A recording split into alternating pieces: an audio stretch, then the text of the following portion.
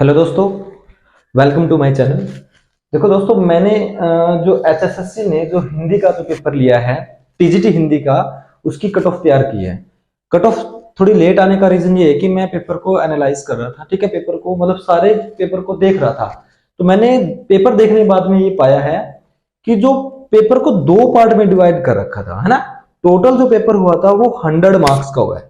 तो 100 को दो पार्ट में डिवाइड कर दिया कि 50 नंबर की तो आपका सब्जेक्ट का हो गया और 50 नंबर का आपका क्या हो गया, जनरल का हो गया। अगर हम बात करते हैं फर्स्ट पेपर की, यानी कि जो कि 50 मार्क्स का है, वो बहुत इजी पेपर है। उसमें से आप 45 मार्क्स ले सकते हैं। यानी कि ऐसा बोला जा रहा है कि बच्चों का पेपर है, बच्चों का पेपर है, कोई भी उसको इजीली कर सकता है। लेकिन फिर भी हम जल्दबाजी में कुछ एक क्वेश्चन तो गलत कर ही देते हैं। 50 मार्क्स शायद ही किसी के ठीक होंगे, तो मैंने उसको 45 पे रखा, है ना। अगर हम बात करते हैं सेकंड पेपर की, सेकंड पेपर भी 50 मार्क्स का था।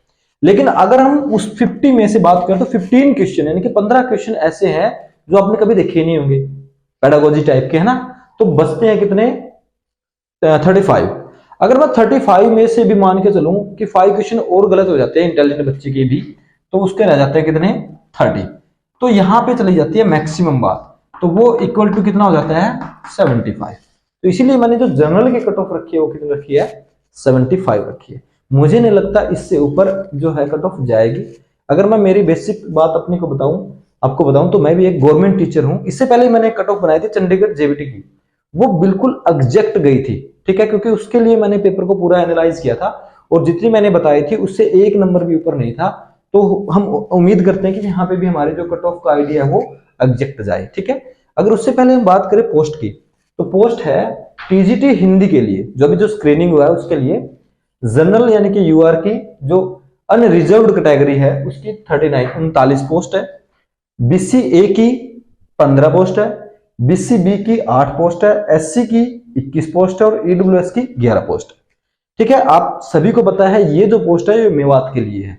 ठीक है, इंटरव्यू में आप लोगों को, इंटरव्यू नहीं है सॉरी, जो डॉक्यूमेंट वेरिफिकेशन में बुलाया जाएगा वो 2 टाइम्स, 2 गुना बुलाया जाएगा।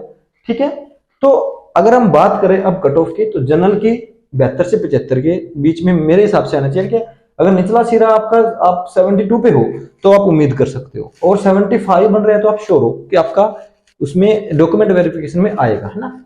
तो बीसीए में 68 से 70, बीसीबी में 70 से 72, क्योंकि बीसीबी की हमेशा बीसीए से थोड़ी सी अप रहती है।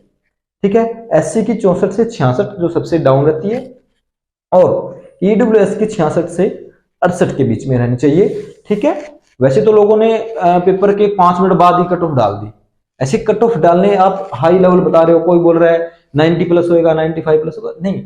अगर आप एकदम से पेपर को देखते हो, है ना, तो उसमें ऐसा लगता है कि बहुत इजी है। लेकिन जब आप उसको डीपली स्टडी करते हो, जब उसके अंदर घुसते हो पेपर के अंदर, मुझे नहीं लगता कि इतना इजी था।